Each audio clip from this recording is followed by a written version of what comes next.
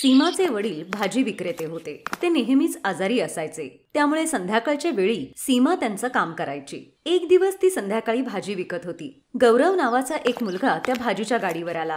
गौरवला ती खूप आवडली. त्याने मनातल्या मनात विचार केला, ही किती सुंदर मुलगी आहे. मला जर असा जोडीदार मिळाला तर किती छान होईल. काय विचार करताय? तुम्हाला काही हवं आहे का? हो, मला 2 जुड्या पालक आणि अर्धा किलो बटाटा द्या. सीमाने त्याला पिशवीत भाजी घालून दिली आणि आता गौरव रोज तिला बघण्याच्या निमित्ताने भाजी घ्यायला येऊ लागला.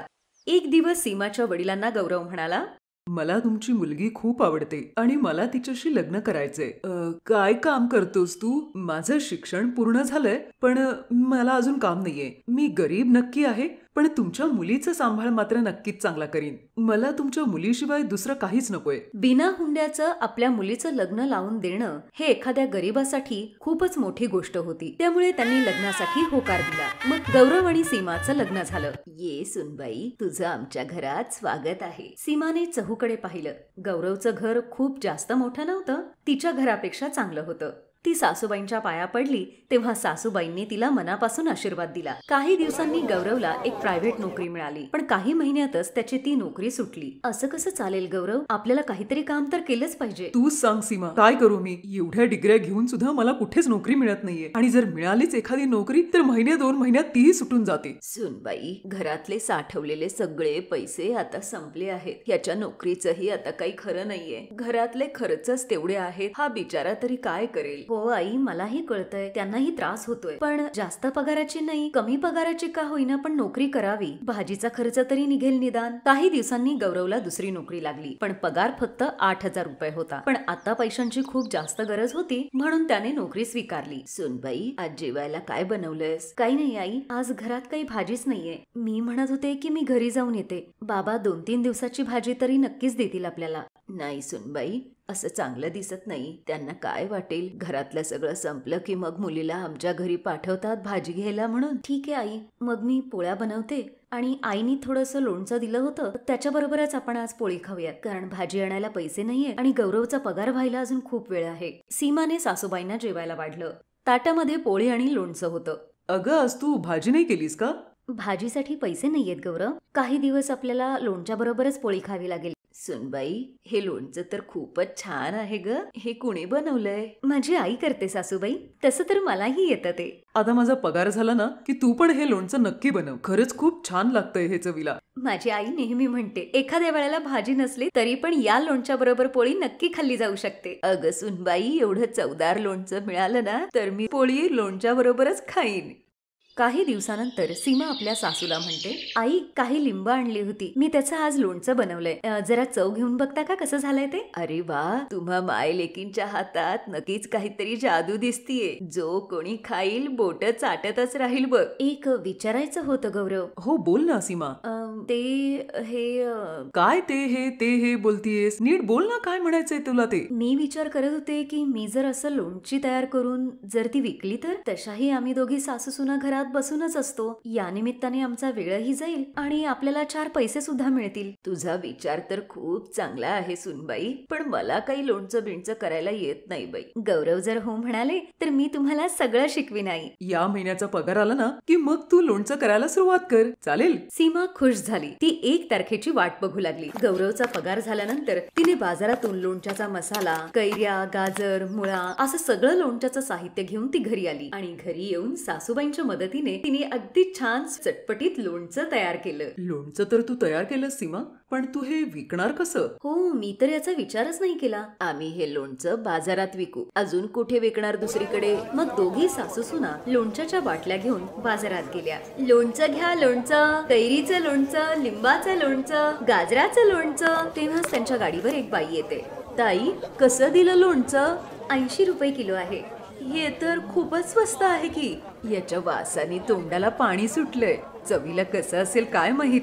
तुम्ही आधी चव तर घेऊन बघा, मग कळेल. वा वा, खूपच चटपटीत आहे हे लोणचं. मला तुम्ही 1 किलो द्या. माझी सुनबाई प्रेग्नेंट आहे ना, तिला नक्की आवडेल हे लोणचं. त्या दिवशी त्यांचं सगळं लोणचं विकलं गेलं. सासू सुनांच्या दोघींच्या चेहऱ्यावर खूप आनंद दिसत होता. तसा जास्त फायदा झाला नव्हता, पण एक आशेचा किरण निर्माण झाला की त्यांचं हे काम चांगलं चालेल म्हणून. दुसऱ्या दिवशी सीमा सरलाला म्हणते, आई तुम्ही मला भाज्या चिरून द्या, तोपर्यंत मी मसाला बनवून घेते. सीमा, आज जरा जास्तच लोणचं बनवूया. त्या दोघी आता रोज लोणचं बनवून विकू लागल्या आणि आता त्यांच्या लोणच्याचा खपही वाढला होता. सीमा सरलाला म्हणाली, आई माझ्या डोक्यात एक विचार येतोय. आता आपली लोणच्याची गिराहिकं वाढत चालली आहेत, पण आपल्या लोणच्याला अशी काही खास ओळख नाहीये. आपण त्याला काहीतरी ओळख देऊयात का? ती कशी? ते असं की आता आपण आपलं लोणचं असं लूज विकायचं नाही. आता आपण स्वतःच पाव किलो, अर्धा किलो, 1 किलो असं वजन करून त्याचं पॅकिंग सुरू करूयात आणि त्याला एक नाव देऊयात, सासू सुनांचं लोणचं. आणि आपण ती पाकिटं किंवा डब्बे सगळ्या दुकानांमध्ये पोहोचवूयात. मग आपल्याला अजून चांगला प्रतिसाद मिळेल. मला वाटेल मलाही माझी नोकरी सोडून सासू सुनांच्या या लोणच्याच्या फॅक्टरीत काम करायला पाहिजे. हा विचारही काही वाईट नाहीये. आधी दुकान मग फॅक्टरी, हो ना आई? चला चला, आता स्वप्न बघणं पुरे करा आणि कामाला लागा, तरच स्वप्न खरं होईल. आम्ही असं ऐकलंय की तुम्ही दोघी खूपच भारी लोणचं बनवता म्हणे. आम्हाला पण शिकवा की मग. हो सरिता, का नाही, नक्की शिकवीन की. आम्ही आमचं दुकान उघडलंय आणि त्याला नाव दिलंय सासू सुनांचं लोणचं. तू तुझ्या बरोबर अजून काही बायकांना घेऊन ये, मग तुझ्या बरोबर त्या बायका पण लोणचं बनवायला शिकू शकतील आणि आमच्याकडे पॅकिंगचं कामही करतील. अच्छा, मग तर मी उद्याच 8-10 जणींना घेऊन येते इथं. जर मनापासून मेहनत केली तर दिवस पालटायला वेळ अजिबात लागत नाही. सासू सुनेच्या लोणच्याचं दुकान आता एका फॅक्टरीमध्ये रूपांतरित झालं होतं. गौरवने आपली नोकरी सोडली. आता तो आपल्या गाडीने मार्केटमध्ये लोणचं सप्लाय करायला लागला होता. आई, मी तर माझी हिंमतच हरून बसलो होतो, पण तुझ्या आणि सीमाच्या मेहनतीने हा लोणच्याचा बिझनेस इतका चांगला चालेल असं अजिबात वाटलं नव्हतं. अरे, हे सगळं सीमाच्या मेहनतीमुळे शक्य झालंय. नाही नाही आई, हे सासू सुनांच्या मेहनतीचं यश आहे.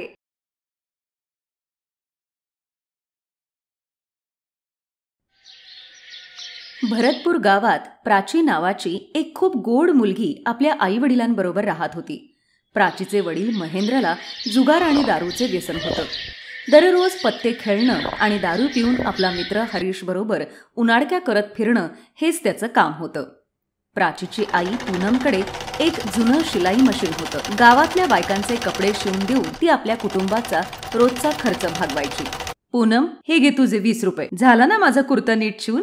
हो, आता एकदम नीट मापाचा झालाय. सरलाताई, मी म्हणत होते की आता धाग्याचा रीळ पण 10 रुपयाचा 20 रुपयाला झालाय, त्यामुळे कुर्त्याची शिलाई 50 रुपये दिलीत तर बरं होईल. हे बघ पूनम, गावात अजून दुसरे पण टेलर आहे जे तुझ्यापेक्षा पण चांगली शिलाई करतात. मग तुला 50 रुपये द्यायचेच असतील तर मी त्यांच्याकडूनच शिवून घेतले असते ना. पण तुझी दया येते असं वाटतं, चला तुला थोडेफार पैसे तरी मिळतील म्हणून तुला मी माझे कपडे शिवायला देते. आता मी 20 रुपयापेक्षा 1 रुपया पण जास्त देणार नाही. पूनम बिचारी मजबूर होती, त्यामुळे तिला कमी पैशातच शिलाई करावी लागत होती. गावातल्या बायका तिला 20-30 रुपयांपेक्षा जास्त पैसे देत नव्हत्या. पण पूनमकडे जे काही पैसे जमा व्हायचे ते महेंद्र जुगार आणि दारूसाठी घेऊन जायचा. असाच एक दिवस, अहो, हे पैसे मी प्राचीच्या शाळेच्या पुस्तकांसाठी ठेवले. तिची 4थीची पुस्तकं मला बाजारातून विकत घ्यायची. अरे, त्या कार्टीला शिकून काय मोठं तीर मारणार आहेस? हे पैसे मला दे. आई, आता माझ्या शाळेची पुस्तकं कशी आणणार?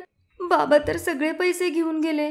जर मी शाळेत पुस्तकं नाही नेली तर टीचर मला खूप ओरडेल. प्राची बाळा, तू एक काम कर, तू उद्या शाळेत जा. मी परवापर्यंत थोडे पैसे जमून नक्की तुझ्यासाठी पुस्तकं आणीन. दुसऱ्या दिवशी प्राची शाळेत जाण्यासाठी घरातून बाहेर पडते. पण ती घाबरत होती की शाळेत जर टीचरने पुस्तकं आणली नाहीत म्हणून शिक्षा केली तर. म्हणून प्राची शाळेत न जाता तिथेच एका नदी किनारी बसते आणि रडते. आमच्याकडे पैसे का नाहीयेत? आम्ही पुस्तकं पण विकत घेऊ शकत नाही बाप्पा. तू तर सगळ्यांची मदत करतोस ना, माझी पण मदत कर ना. मला शाळेत जायचंय, शिकायचंय, मला खूप पैसे कमवायचेत बाप्पा.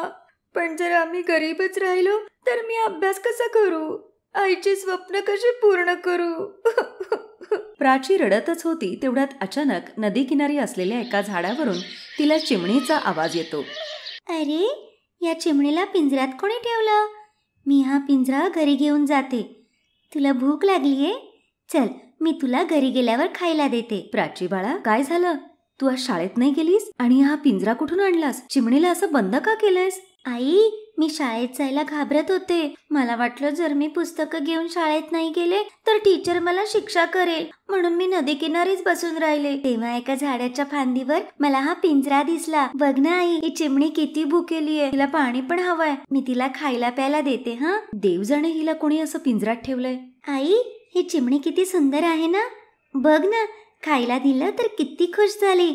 आपण तिचं नाव चुनमुन ठेवूया. आई, तू माझी पुस्तकं कधी आणशील? मला बिना पुस्तकांचं शाळेत नाही जायचंय. प्राची बाळा, तू काळजी करू नको. मी आज रात्रभर कपडे शिवते, म्हणजे सकाळी त्याचे पैसे मिळतील आणि मग आपल्याला तुझी पुस्तकं आणता येतील. प्राची चिमणीच्या त्या पिंजऱ्याला आपल्या बरोबरच घेऊन झोपते. अरे आधीच एवढी अडचण, त्यात हे कशाला आणलं इथं? अहो, हा पिंजरा बाहेर फेकू नका. प्राचीला खूप वाईट वाटेल, ती खूप रडेल.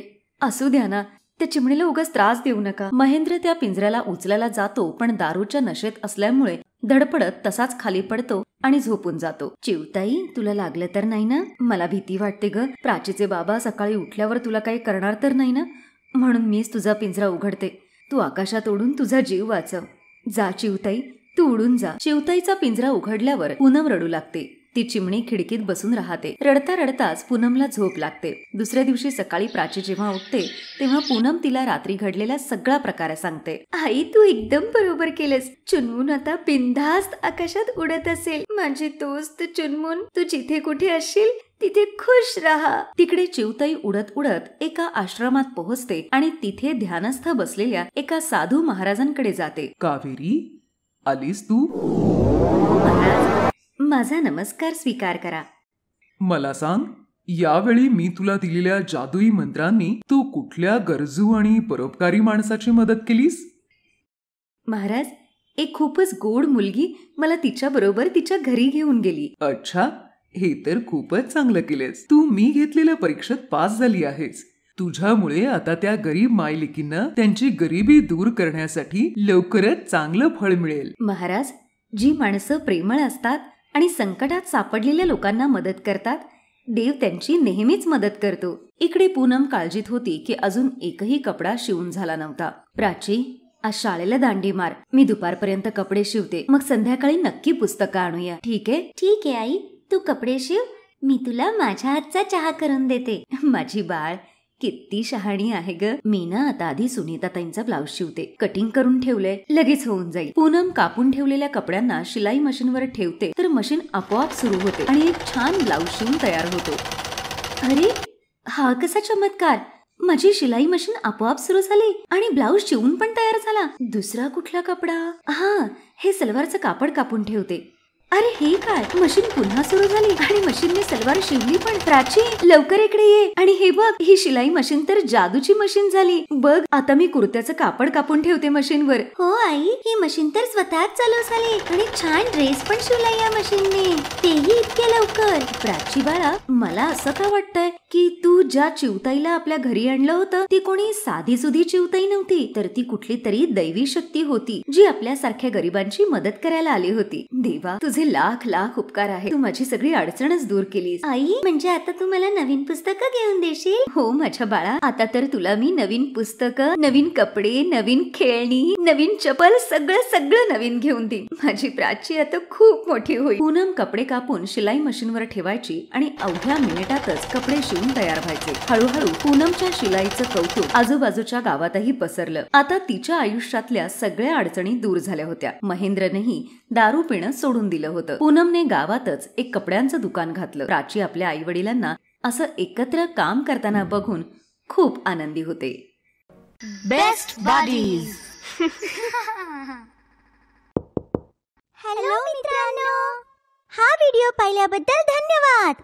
जर तुम्हाला हा व्हिडिओ आवडला असेल तर कृपया लाईक, सबस्क्राईब आणि कमेंट नक्की करा.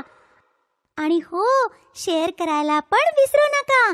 अजून असेच मजेदार व्हिडिओ पाहण्यासाठी खाली दिलेल्या घंटीला दाबा. बघत रहा बेस्ट बडीज.